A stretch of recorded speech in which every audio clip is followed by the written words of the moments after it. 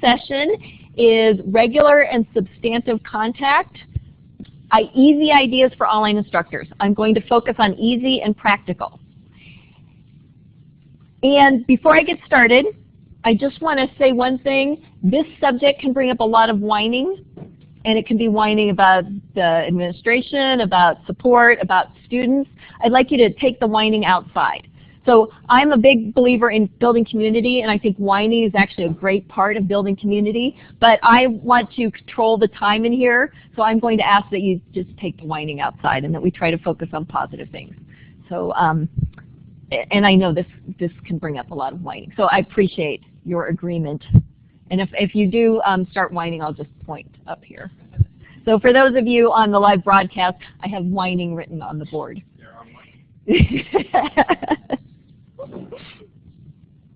Okay. So the session topics, I'm going to do a brief introduction of myself.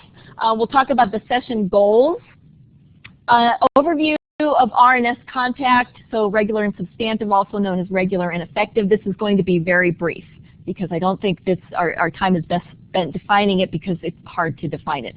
It's easier to talk about what it's not than what it is. Then we'll talk about where to start, and I think that's the most important part of this presentation, especially for instructors. Where do you start, whether you've been doing it, whether you're not sure if you're doing it. We will talk about using your LMS, CMS, Learning Management System, Course Management System, using the tools in there to do regular and effective contact, what works, what doesn't. Again, easy ideas. And we'll talk about educational technology tools, and then we'll wrap up. So I've got this time, but I also want to leave it open for a lot of discussion. So I'll talk about that in a minute. So a little bit about myself. I am an adjunct instructor at College of the Siskiyous Business and Technology Department. I've been there for a long time. I'm adjunct by choice. I really like the freedom that I get as an adjunct. I live an hour from the campus, so it was really hard. I'm glad I've been teaching online. I've been teaching online for 10 years. It was really hard to drive 2 hours to teach a 3-hour class, especially at night. I'm getting home at 10 p.m. and the deer are walking around the road. So I'm really happy to be an online instructor. Past few years, I've been hired to provide online instructional support. So I provide support for our online instructors, our instructors who are thinking about moving online. To give you a background, I have an MBA from UC Irvine. I grew up in Ohio. And I'm pursuing a PhD in educational and instructional design for online learning. I'm pursuing that online through Capella University. I'm stuck in dissertation phase right now. But my topic is emergent design, which is why I'm a fan of Stephen Downes. So I just thought I'd share that. And also, just for full disclosure, I'm a certified Etudes trainer and board member. Etudes is an LMS that is based on an open source platform, Sakai. And so how many people use Etudes? Just curious. I'm going to ask a little bit later on about what LMSs we use, but just to let you know, I'll use that for some examples. I do have experience with other LMSs. So if we'll just have a raise of hands, I've designed this presentation for instructors or people who help instructors, so I just want to take a quick poll and make sure that you're who I think you are. So how many and you can be more than one. I'm more than one. How many of you are instructors? Great. And Blaine, how are we doing with online? If they could maybe, how many people do we have online? 12. All right. If they can maybe do a chat, just to let me know. If they want to just respond in the chat, which one there. How many are administrators in some capacity? How many are provide support staff? So great. Quite a bit of support people. And how many of you, I'm really curious about this, how many of you are actually been an online student? Great. Blaine, how are we doing in our... There's quite a few. I've got to inform them to check yes or no. I know. Good job, raising your hands. So if anybody, maybe in the chat we can say, is there anybody who's not really part of, so my assumption is that you're an instructor or you're an instructional helper, and so I will be using the term you quite a bit, so I'm talking as you as instructors, but you'll figure that out. So I'm glad that my audience that I imagined would be here are the ones who are here. Our session focus and goals. So when I first found out this was going to be a Friday afternoon at 2:30, last session, I thought, oh great, I can incorporate everything that's happened during the previous 2 days into this session. And then I thought, Friday afternoon at 2:30, okay, so it'll be after lunch, probably about the time that you're falling asleep, and there is a break, but I don't know if they'll have coffee and ice cream. And so one of the main goals is for you to stay awake, and I'm happy to report that you're almost all looking quite awake. So hopefully I can keep that going. Having fun. So one of the reasons that I think conferences are so important is building that community. And so let's try to have fun and enjoy this topic if we can. Wouldn't that be fun to say, yes, I had a good time at the regular and substantive contact session. Inform and engage you. So I would like you all to be part of this presentation. So I don't know if any of you have attended any other sessions where the presenter mainly read from the screen and it was more of a lecture. I do not want to do that. And share practical ideas. So that's my goal. That's why I come to conferences. I'm sorry if I just messed up the voice. Sorry about that. I want to walk away with something. And so that's my goal for you today, to walk away with at least one idea that you can implement in your classes or in your instructor training. Any questions about what the session, anybody have any comments or anything? I have to confess to something. I try to do presentations based on the Steve Jobs model, where they're very interesting, have beautiful slides in the picture. I don't know if any of you watched TED Talks of his, and he's just really good at what he does. And he has these great slides where it just has key information, and he talks about it, and he did. He's not doing it any longer. And then there's sort of the Bill Gates presentation style, lots of words on bullet slides. I try not to do that, but I had to decide to do that for this session because I honestly didn't know if anybody would show up. And so I wanted some practical ideas, so I put a lot of words on slides, and I didn't spend much time putting pictures on slides. And so I just wanted to tell you that. As a goal, I try to do really good PowerPoints that are not just text on a page, but there are times when text on a page works. And so this is, and I'm really happy that we have lots of people here. So I just had to whine about that I had to do that. I know. So let's get started. I only have one slide on regular and substantive contact. And it may also be called regular and effective contact. What is the difference? Does anybody want to say? Nothing. It depends on who's saying it. Is it the federal level? Is it the state level? It's the same thing. So let's not argue about semantics. So just some important things to point out at the federal level. What happens if we don't do regular and effective contact? Does anybody know? Explain it. If it's a correspondence course, federal financial aid will not pay for correspondence courses. Some exceptions, but there has been a college where the federal financial aid came in and audited them and determined that their online courses were correspondence courses, and I think it was the tune of $42 million they were supposed to give back. So federal level, regular and substantive contact. At the ACCJC, which is a regional, it's also in the accreditation guidelines, regular and substantive contact. At the state level, so we can also get into trouble with the chancellor's office if we don't have the regular and substantive contact. At the local level, this is college course, that's where it's supposedly defined in terms of regulators. So we kind of go on a continuum where we know what we can't do. We can't do a correspondence course. Correspondence course is where students turn in information, turn in assignments, and they get graded, and it's maybe self-paced. So there's no real instructor-initiated contact in a correspondence course. And let's just think a little bit about why this is in there. Does it make sense to regulate regular and effective contact? What do you think? I think it does too. I mean, doesn't it make sense?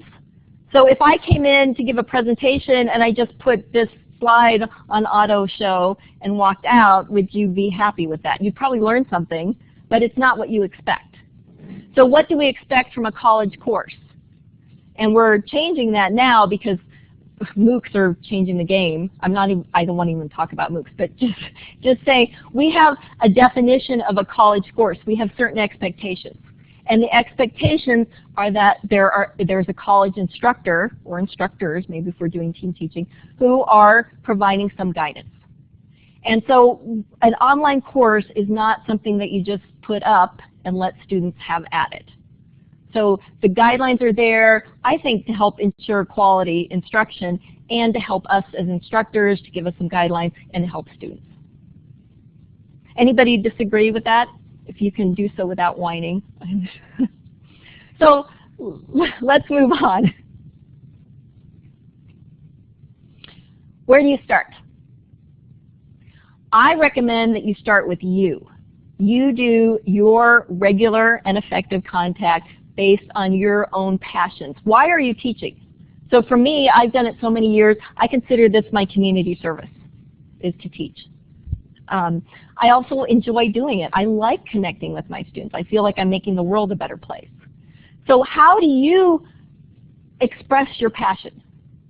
So I like to do a lot of one-on-one conversations with students. I like to design discussions so that they're adding some value and doing some self-reflection. Your teaching style may be more informative, it may be more disruptive. Do you enjoy the Socratic method more? So if you had students in a classroom, how would you engage them? So think about that when you design what you're going to do for the regular and effective contact. The way I like to think of it is it takes time to do this. So make your time count. Do something that you enjoy. Anybody have any comments on that? So let's move on. So where to start? You're still thinking, okay, well, I like to talk to students, but I don't really know how do I design a regular and effective contact. So I'm going to bring in some instructional design techniques because I'm an instructional designer, among other things. So you think about yourself. What's my passion? What's my communication style? So I'm more of an introvert. I like more personal conversations. And I like to do a lot of self-reflection. So I make my students do that because I like to do that. And you don't want to go so far where you're designing your whole class around your learning style, but in order to connect with your students, it makes it easier for you to focus on your style of connection. And you need to broaden that at times, but it helps when you're starting. Start with yourself, start with your students. Basic skill students are different from adult students, especially in the online class. Well, in any class. They have different needs, they have different timing, they may need extra support in the beginning. Adults coming back into the traditional learning environment may need some extra support. So think about your students as you think about communication that needs to happen in the classroom. You may need to front load a lot of communication in the first few weeks of the class, kind of let things slide maybe in the middle, and then have a lot of communication at the end when you're trying to get students to finish projects or whatever. So it might be just thinking about what your students' needs are helps design some regular and effective contact.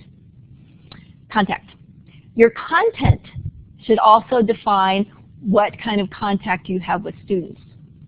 Does anybody have some examples of different classes that you teach and how your contact will change?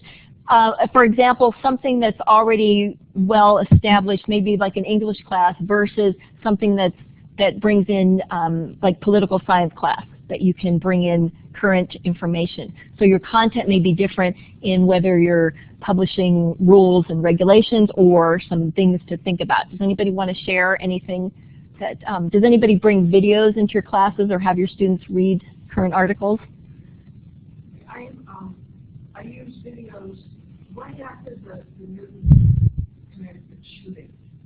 I found a really great pro-con about regulations, and I teach sociology. And so I made it an extra credit form, and it was towards the end of the semester. Students were desperate for extra credit, so it really worked. And we're all through it. And I very carefully moderate. Normally, I don't carefully moderate, but I knew this one could get some real passion based on especially where I live. We're a pro-gun culture area, and the students liked being able to discuss something that they just saw on the news. And for all of the extra credit discussions I've ever done, I had this participation. It was timely. I was very present, guiding it as people were starting to get off base. I quietly, in a couple of places, had to quietly message them and say, you might want to read through your phone and remember our contract up front.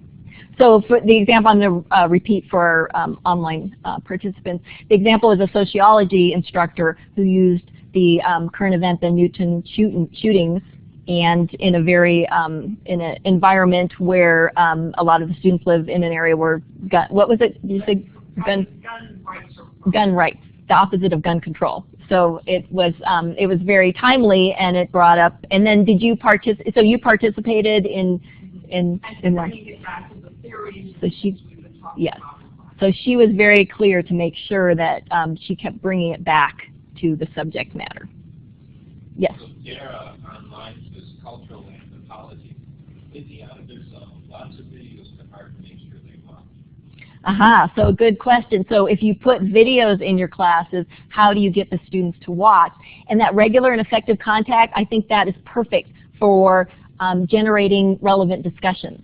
So if you do bring in some content that is timely or any kind of content, have students reflect on it, and you bring in your own opinions as well. And then also the technology tools available, so where to start. Think about yourself, think about your students, think about your content, think about the tools that you have available to you. I'm starting this presentation with the LMS tools that hopefully are the easiest step for you, and then you can take the next step. So just because everybody's doing YouTube doesn't mean that you need to do YouTube playlists or screencasts or anything. So what are you comfortable with? And I'm just going to walk over here and check my time.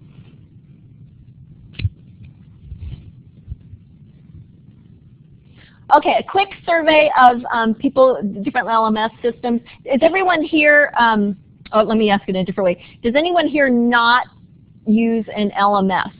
I think that it should be, that should be okay. So pretty much in the community college system, everyone uses an LMS, part of student authentication, make sure somebody logs in.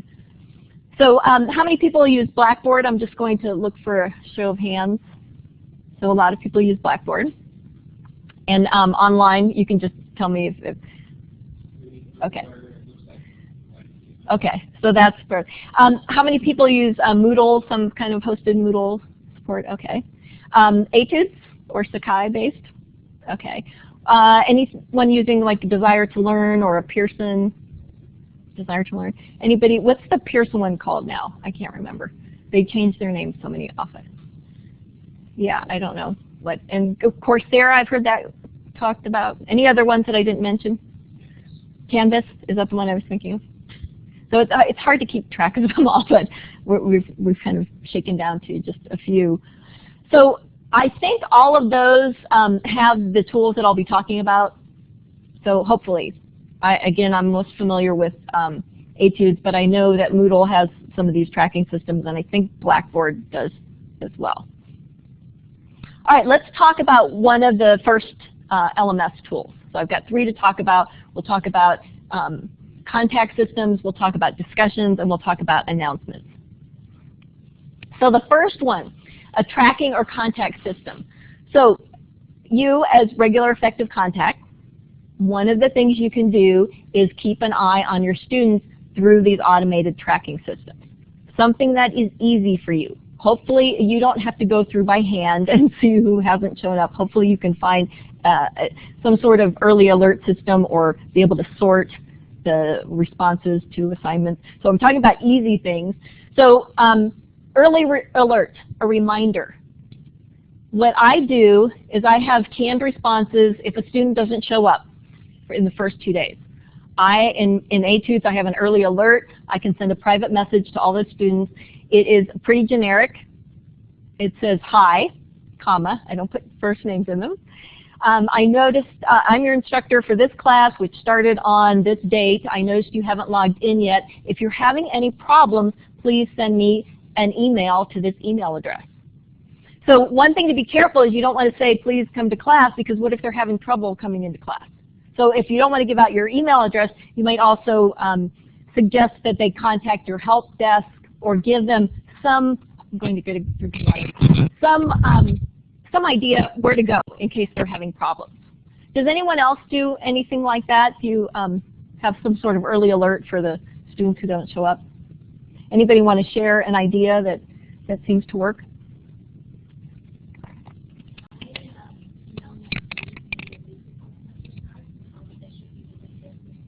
Mm-hmm. Mm-hmm.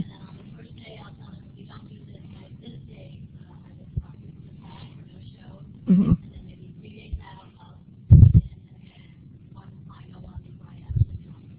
Yes.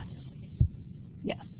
So I recommend having a schedule when you're doing your course calendar, trying to figure out due dates and everything. Put that on your things to do list so that it won't slip by. Anybody else have any? Yes. Mm-hmm.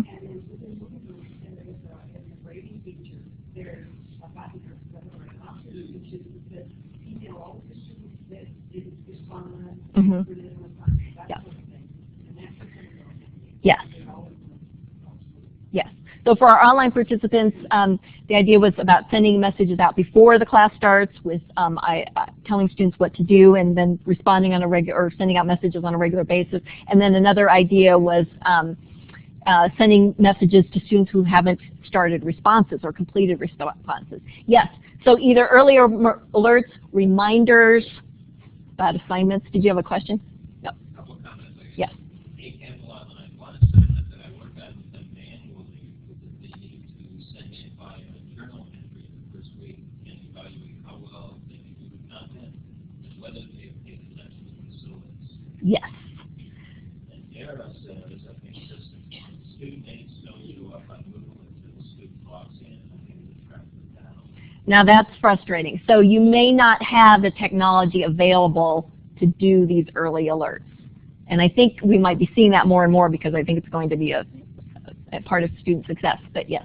I think if we use exams as early alerts, but I've recommended that my faculty create an orientation video and then have their students take a low-stake exam that quizzes them on the syllabus. Mm-hmm. And in that way, you know who's engaged in the class and can use that. Yes. Low stakes exam, syllabus quiz. And test their system to make sure Testing the system, yes. So, and then another suggestion that I have is to reward your students who are doing well. And I kind of stumbled upon this just by accident. I was trying to, grading discussions, I wanted to know who was early and who was not, because I usually check on my discussions and then grade them later. So I just started putting in, I can copy response to everyone who had posted, thank you for posting your assignment early. And then I did thank you for posting your assignment on time. And then I kind of know who did it on time and who didn't. But now Etudes has evolved where I can see who's late. But I started doing that, and I started getting more students a better response. And I started getting students doing their assignments earlier, and that's the only thing I had changed. So it was just very bizarre, just that extra line thanking them. And then I had a class last fall where there was 25 students signed up. After the first week, only 5 had done the first discussion, and only 3 had actually really done it. And I had sent all these early alerts and all these, oh, you missed the first assignment, and I was feeling really depressed. So I went into those 3 students and said, thank you so much for posting a really good assignment on that first day. And one of them wrote back and said, you just made my day. I've been having a really horrible day. And we just got started on this conversation. And it made me feel better. And so now I do that on a regular basis because I feel isolated. And so as online instructors, sometimes we spend a little bit too much time on the problem students and not enough time on the really good students. And so I want to emphasize that as part of our regular effective contact. Because in a classroom, many times we will say, thank you, that was a great response. And I do that in my grading, but sometimes just to go that outside mile. Yes. Yes. Mm-hmm. Mm-hmm. Probably, I think about probably the element that the student turns it in on time. I can check. Mm-hmm. To them, and I send them a quick email. It's only takes Mm-hmm. Congratulations, you guys did the very first one. And then check. You guys scored on the top 20%. Yes. And it just takes such a little amount of time. But Yes. you don't know, really out. Mm-hmm. I feel good about the class. Yes. And so it goes beyond just the grading, it's the contact. And oh yes, so the idea she just shared was her LMS allows her to send quick responses to students who have sent things in early, or if they were, yes, so responding to those A students or the early birds. And I forgot the rest of what you said, so I hope that was, I did.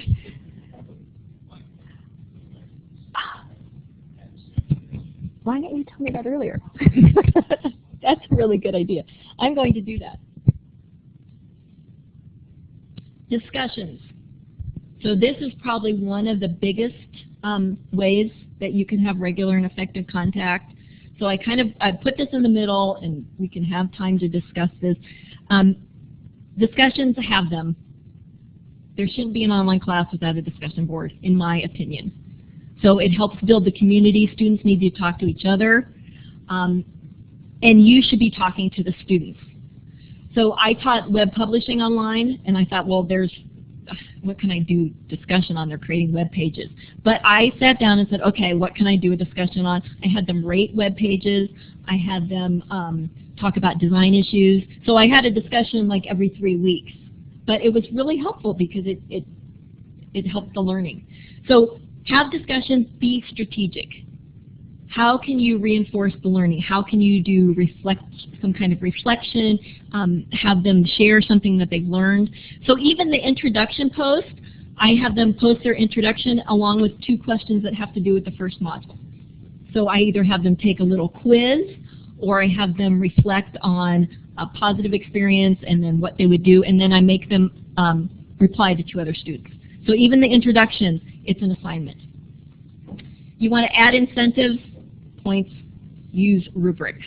It really helps students if they have some structure to their assignments. Does anybody want to share on discussions that you use for? One in a course I took recently where they had your posts were due, say, Friday night, and your replies were due by 24 hours later. So you had a chance to put in your posts, your students did, and then your students could go back, say, after the due date of all the posts, and go in and put in the replies. And it said it in the rubric. If you were on time, you got so many points. If you were late a day, you got less points. So the rubric was aligned with that. But I know I'm a procrastinator, so what I do, I look at, okay, it's the last minute I have to go post, but then I have 24 hours to reply, because a lot of times you go in last minute, you post and you reply, and you missed a lot of the discussion, whereas with this, you kind of got the whole flavor. Right. The ones that were early, good, they got everything, and those who were late, you still didn't lose out. Anybody, and more comments about? I have more questions. Yes. I'm just curious, when people do discussions, as far as grading goes, do you grade the original answer or their response, or both separately? What's the best approach for that? So I'm going to talk a little bit about different strategies for grading, but if you have any ideas on regular and effective contact with so not necessarily how to do discussions and the due dates, but other ideas on regular and effective, how you can have an instructor presence in the discussions. So I'm walking over here and then over there. One of the items I do that also gets students to post early is they have to pick a topic. In my case, I do programming, so they have to pick a swing component. And no one can choose the same component, and they must describe it, and they must give an example and basically teach the rest of the class that component. The earlier they post, of course, the bigger choice they'll have of components to choose from. And then, of course, they also do have to reply. They can't hear you. Hi. Yeah, for the discussions, usually group them and assign facilitators to lead the discussion. So as a teacher, you're only monitoring the facilitators.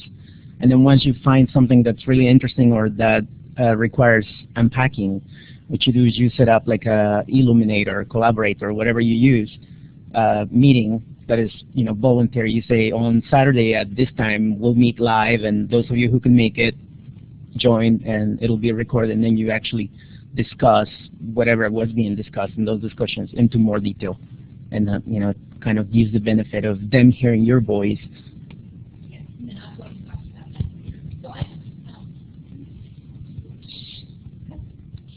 We need 2 microphones. So I'm going to move through the next 2 slides that talk about different ways to monitor discussions, and then let's open up our discussion again.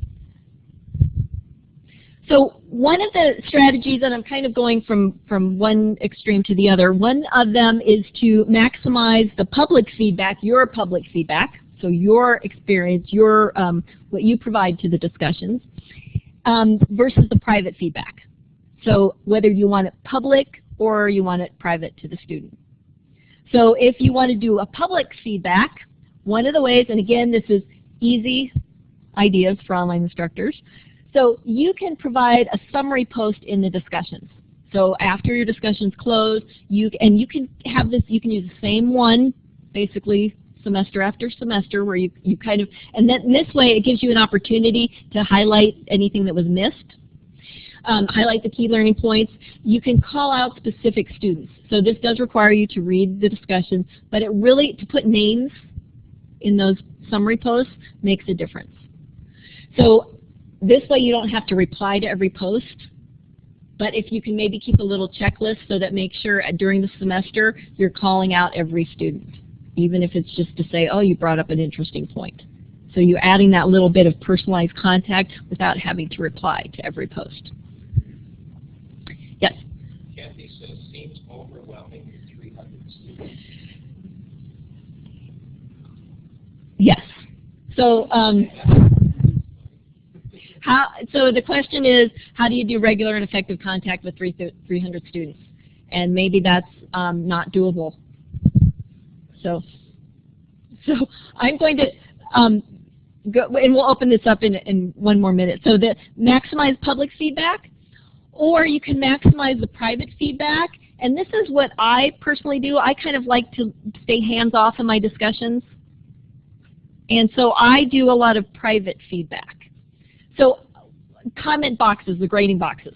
I always put students' names in there. It's just easy for me to do. I actually start doing that before I start the grading. I just copy and go through.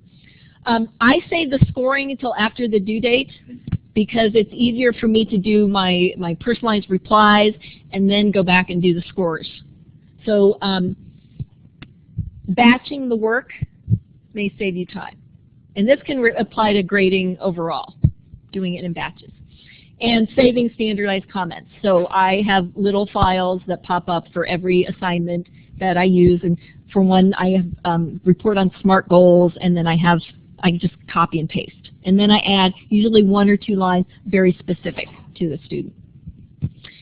If you do this, make sure you instruct your students to review your comments. So I have an announcement that goes out every week, and I tell students where to find their comments. All right, so let's open this up to, if Blaine's ready to, okay. So discussing strategies, and let's focus on the regular and effective contact. So what are ideas that you have, how you bring yourself into your discussions? I think it can be valuable to have a weekly video that you put on your announcements page, and you reference the discussion that has happened the last week, and you can even mention what some students have said in the discussion. And when the students watch that, they really get connected to the course.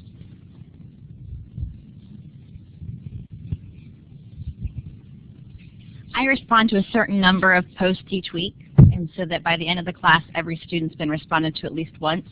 So I kind of look at how many weeks my class is, how many students I have, and so I respond to 6 or 7 discussion posts myself. And then I'm finding if I do it early enough, I actually get involved in the discussion because then students are replying to me, which wasn't my intention initially, but it kind of made an interesting dynamic.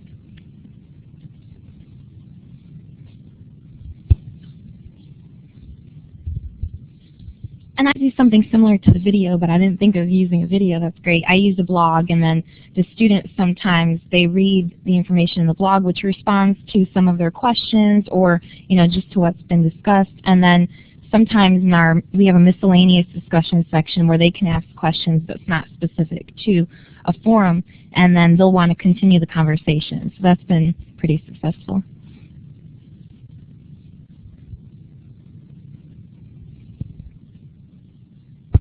Great. Are there any comments from our online participants? No? Okay.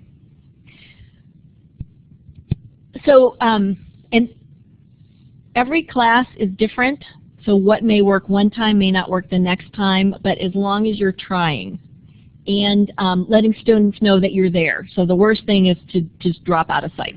So you want to do something. And again, it ties back to what you're most comfortable with and what works for your students and your content. Yes?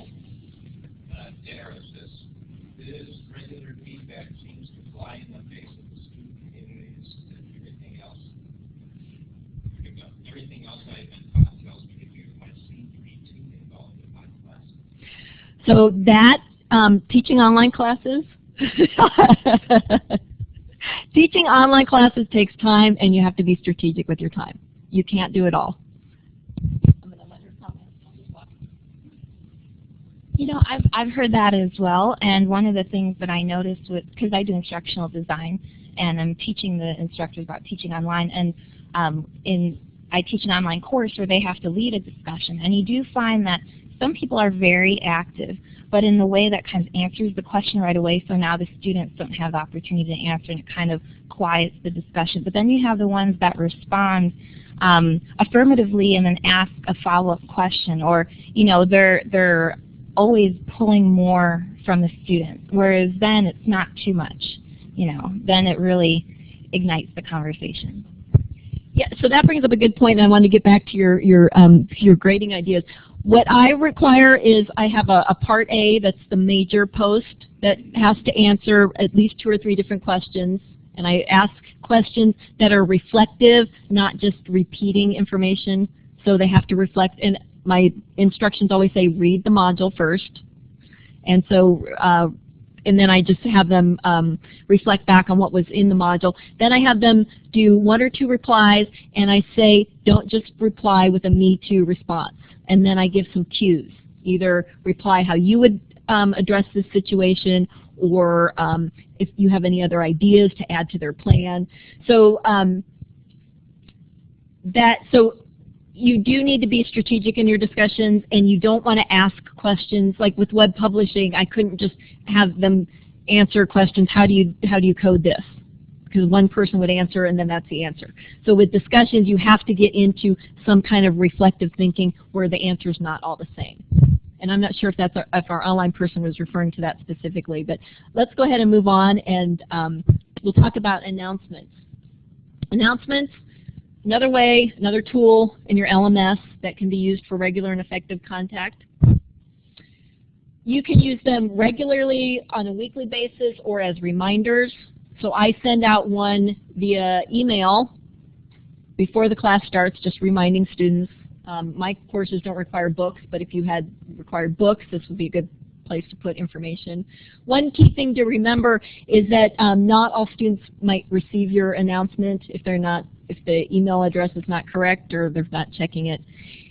And then I do weekly announcements. It's just part of my process. So my assignments are due Monday night. I grade on Tuesday mornings. I do my announcements on Wednesday and usually tell them, do some kind of report on what I thought about their assignments, what's coming up, where to check for their grading. If I haven't finished their grading, then I apologize and tell them when it will be up. And I think I can remember most of this. Announcements, whether you want to push to email or not. So I know a lot of instructors just do all their announcements and send it outside the LMS to the student emails. That's kind of your choice. I like to have my students come to class to read the announcements. Make them relevant and add some of your personality. So this is another way you can contact students. I always did announcements in my classes, on my on-campus classes. So I talked about what was coming up, talked about something current, something interesting.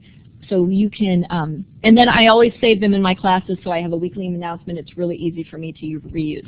We have some comments on announcements. Oh, back to Blaine. You don't want to hear. I think that when you talk about using any of these tools, you have to mix it up, because if you keep using the same tool over and over again, they forget to go look in the other places. So if you push to email every time, they're going to quit going and looking at announcements. If you do everything through announcements, they're going to quit using discussion. So I think variety is very important. I found that I try and use audio and video announcements also, because some of the students complain that they don't get to connect with you, and that's one way that they can do that. So I try and change it up. I do my reminder announcements, and then in the weekly modules I'll go in. There's a video or an audio announcement each week, and it might just be a 15-second, you did great work last week, keep it up, but it's my voice or my face, and I think it makes a difference.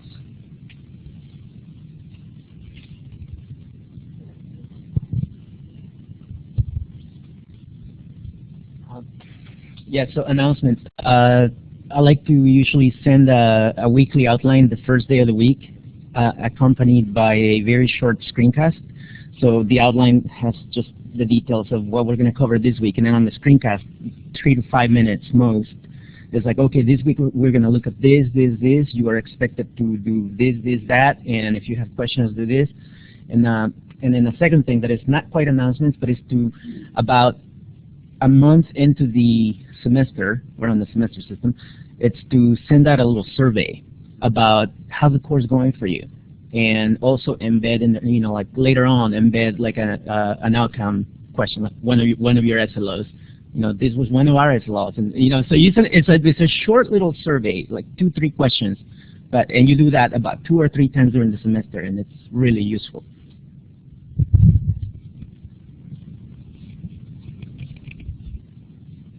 So in addition to the announcements of what are you doing this week, what is due at the end of this week and all that, I usually include a little blurb about, so this is what has been traditionally difficult when it comes to this assignment. You might want to look out for these as you get there. I might attach a little, you know, here's a little guideline to get through that, just to, if it gets extra tough, that they can get through it.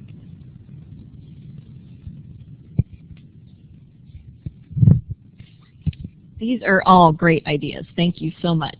So we've got about a little over 15 minutes left, and I'm just happy to say that you're all awake still, so we're doing really good. So thank you. Are there any comments from our online participants?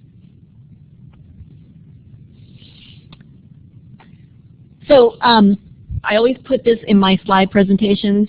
I usually remember to ask for comments, but I like having a slide there just for me to take a breath and kind of make sure if there are any more questions.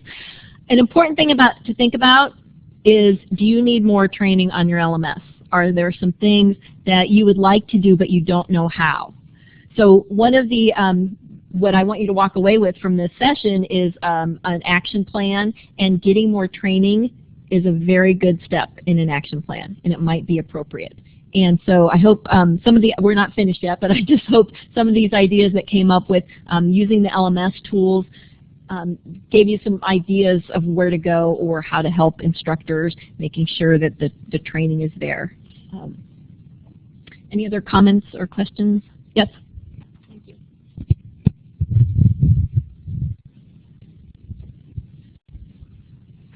I'm assuming that feedback to assignments would also be considered regular and effective contact. Is that correct? She said, is that correct? Yes, if you're doing more than scores, and again, it's not completely defined, but the way I try to look at it is if we were in a classroom, I wouldn't exactly be giving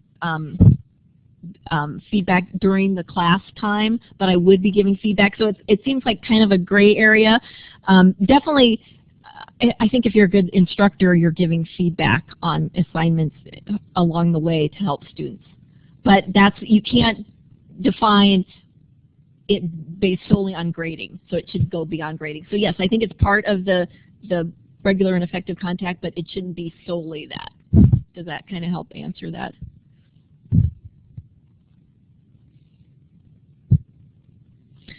All right, let's talk about educational technology tools. So these may be things that are embedded within your LMS, or they may be outside. And the way I thought of this is some of the basics that we covered, and now let's go the next step. So some of you may already be doing these things. Some of these, just kind of more ideas to share about regular and effective contact. So what I did was I broke them into synchronous and asynchronous. And synchronous means that everybody's doing this at the same time. Asynchronous is like online discussions, things that students can view and participate in outside of the same time that everyone else is. So just something to think about. Online students need timing flexibility. So some of them are traditional students who are on campus every day and are taking online classes because maybe this was the only venue that was offered to them, and so they can't.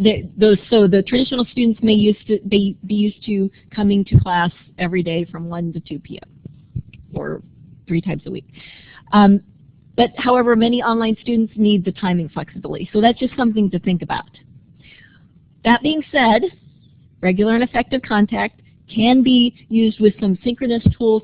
Online office hours, CCC Confer has a great tool for online office hours. One of the computer science instructors at our school has used online office hours. This is, I think, his 2nd or 3rd year now, and it's very successful. He teaches computer programming classes, and students come to his online office hours, and he can share the desktop so they can show him exactly what they've written in their code. He can look at it. He can provide feedback. It can be saved in CCC Confer. And there are other tools as well, which I think I have on the next slide. Now I can't remember. Study sessions. So if you've got an exam, you can schedule a study session. This can also be used with maybe with a chat tool in your LMS. There are a lot of tools out there to do these synchronous sessions. And then you can also do, if you want, a presentation or a lecture, so you can use CC Confer to present a slideshow. Just realize that there's the timing flexibility. So let me go on to the next slide. Yes, good. So I just have a few examples that I'm going to share. CCC Confer is free to us. It's free to the students. I think it's a great resource. It can be recorded. You can share desktops. It's free calling. And unlike maybe Google Hangouts or Skype, students don't have to sign up for an account to use CCC Confer. They do have to download Java. It's a program that just downloads to their computer. It downloads every time you go to CCC Confer. I imagine most of you know how to work that. So there's maybe a little bit of a learning curve for students who are uncomfortable with downloading. And you can also ask it to be captioned, which is really nice. So that may not work as well for online office hours, but if you do any kind of study session, it's really handy. Google Hangouts, I'm seeing that one used more and more. You need a Google account. I'm seeing more presentations. It's kind of like a online video conferencing. Skype, free phone calls from one Skype to another. I know a lot of online instructors who require telephone conferences with their students. If you both have Skype accounts, you can talk for free on the computer. Go with what you know. Take one step forward every semester. So my instructor who did the online office hours, the first year he just kind of dipped his toe into it. He didn't have many students coming, which was good because he was kind of feeling it out and practicing. Now he sets up office hours every week, and students, because it's consistent, they know to set aside time. Now he will do exceptions for students who can't make it to those certain office hours, but it really works well for him because he's consistent and he's comfortable. So any comments on synchronous technology tools? Anyone use it for regular and effective contact?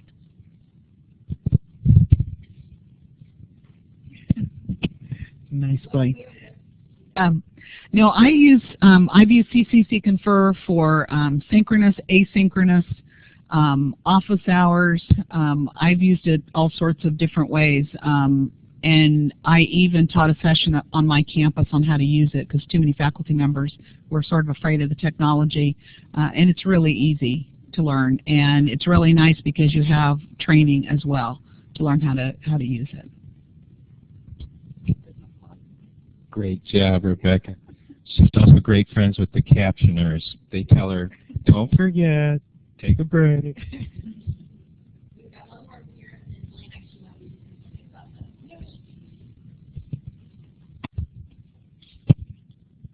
Hi.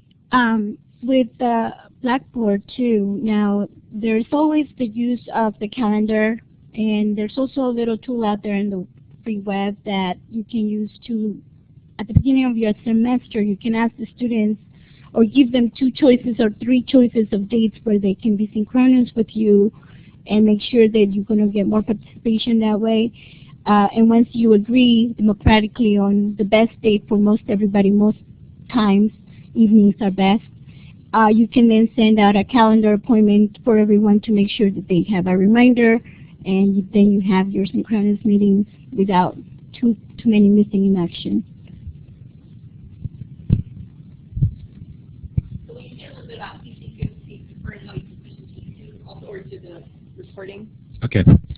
The option with Confer Archives now is that they'll either play in Java, in which case you get everything that happens in real time on the archive. All the chat, any files that you send, virtually everything that happens as it's happening right now would happen in that archive.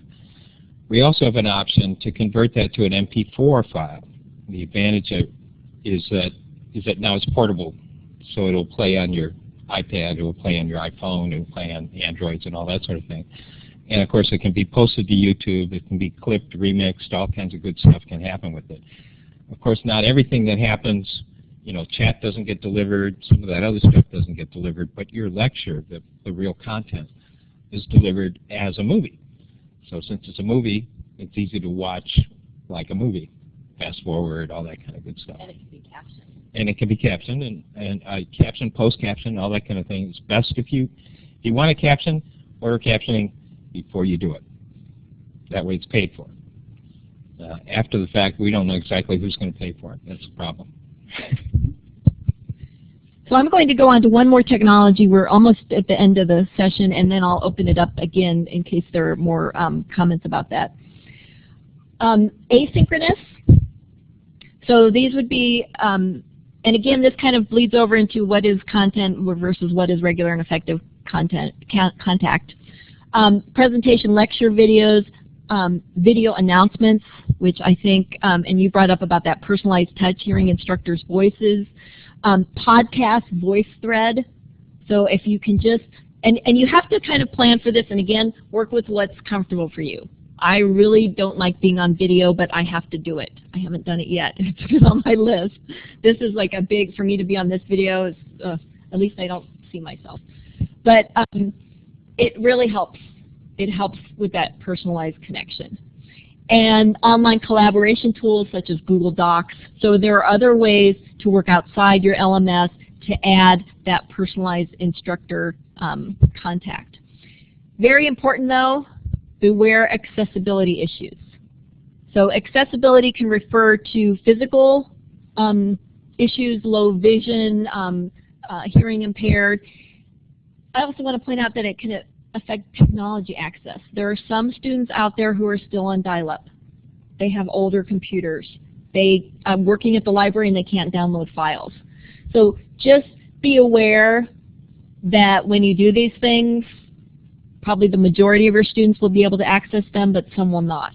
So don't put, make sure you provide other options, such as captioning or handouts to go with the videos. So the podcasts are nice, but don't realize that not all students may not be able to access them. We're about ready to wrap up, so further comments on asynchronous tools or things that you use for regular and effective contact.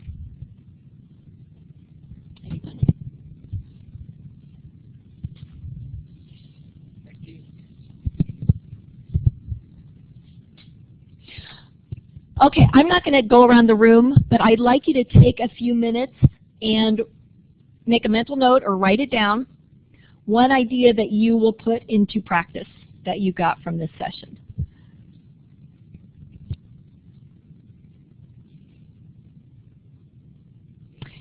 And we have a few minutes, so does anybody want to share what ideas they have?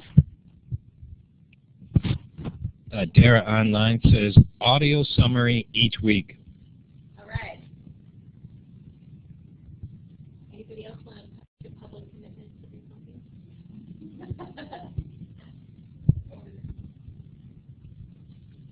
I'll try to do a video summary. I like that idea. Put a face with the and voice with the information.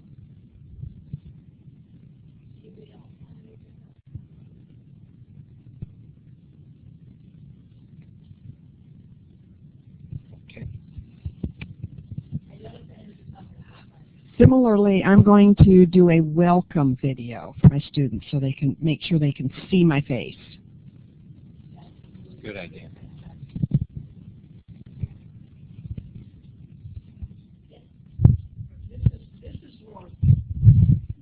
This is more technical. If you make these videos go off of a script so that you can caption it easier. I heard a hand go up, so let me see. Hey Campbell, I'm weak on doing discussions, so I will be using the suggestions from this session to improve in the future. All right, I would like to thank you all for coming, all for being engaged, for staying awake, and for getting through the rest of the conference. So I appreciate your being here, and I hope you enjoyed the session. Yay.